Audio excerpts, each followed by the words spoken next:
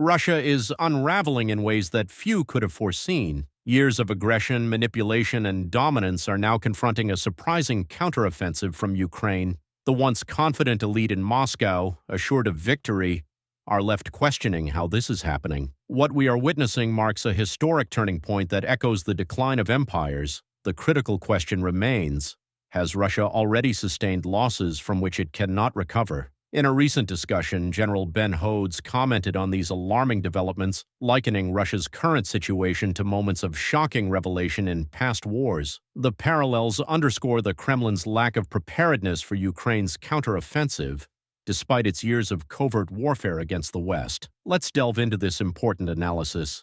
I think we heard the head of MI6 and the CIA a week or so ago there in London talking about this Ukrainian Kursk counteroffensive that was starting to raise concerns in Moscow amongst the elite. Like, what the hell is going on here? How is this even possible after all that the expense Russia has gone to in this war? Kind of like the reaction in the United States when the Tet Offensive in 1968, when all Americans had been told that we were winning in Vietnam, and then all of a sudden the North Vietnamese launched this incredible surprise counteroffensive. Russia has been at war with the West for years, in everything except direct kinetic conflict, disinformation, sabotage of our infrastructure, attacking cables, attacking our elections, violating airspace, challenging us in international waters. So the sooner we start thinking like the Russians do, the sooner we can end their very aggressive activities. What they do, the threats constantly, because they see so far, we really have been reluctant So, to address their bullying. While the conflict has presented numerous challenges, Ukraine's resilience and strategic use of Western technology have led to remarkable successes in tank warfare. The tank battles have become a focal point of this ongoing conflict, and contrary to initial concerns, Ukraine is not only holding its ground but also achieving significant victories in armored warfare. For the first time since the Gulf War, Western and Russian tanks, originally designed during the Cold War to confront each other, are now clashing directly on the battlefield. The results of this long-anticipated confrontation show that Western tanks have exhibited undeniable superiority, both in one-on-one encounters and in their ability to endure the harsh realities of modern combat. This critical advantage has become a turning point in Ukraine's defense efforts, providing a significant edge over Russian forces. So, how is Ukraine managing to outmaneuver and outlast its Russian adversaries in the tank conflict? The answer lies in the stark differences between the tanks each side has deployed. Since the invasion began, Russia has suffered staggering tank losses.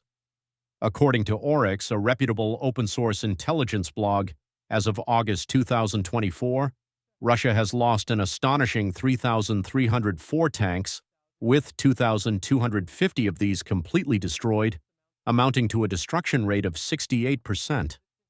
This pattern of losses has been consistent throughout the conflict, sending shockwaves through Russian ranks and prompting a serious reevaluation of their tank strategies. In contrast, Ukraine has fared significantly better, particularly with the performance of its modern Western tanks. While Ukraine's older Soviet-era tanks like the T-64s and T-72s have indeed suffered heavy losses, this is hardly surprising given their outdated designs. However, when examining Ukraine's Western-supplied tanks, the picture changes dramatically. Of the 91 Leopard tanks deployed, only 18 Leopard 2 A4s have been destroyed, resulting in a loss rate of 45%. Similarly, the Abrams tanks have demonstrated resilience. Out of approximately 25 deployed, only 4 have been destroyed, marking a destruction rate of just 36%. These statistics reveal a stark contrast. Western tanks are not only surviving but thriving on the battlefield, demonstrating superiority across various metrics. What accounts for the effectiveness of these Western tanks? To understand this, we must examine the design, technology, and operational strategies that distinguish them from their Russian counterparts. Firstly, the survivability of Western tanks showcases their advanced design and superior armor. Take the Abrams, for example. Since its introduction in the 1980s, it has undergone numerous upgrades, particularly in armor protection. Its turret is notably thicker and more robust, providing essential protection for both the vehicle and its crew. This level of protection is crucial in modern combat, where threats can come from above, including drones and anti-tank missiles.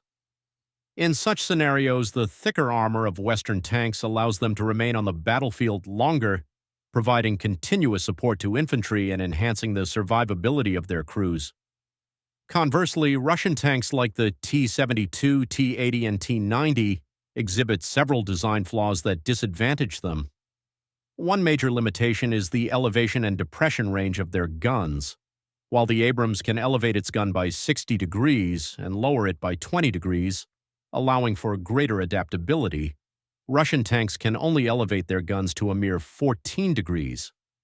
This significantly reduces their effectiveness, especially in urban combat or when engaging targets at varying elevations. Moreover, the effective firing range of Russian tanks is limited.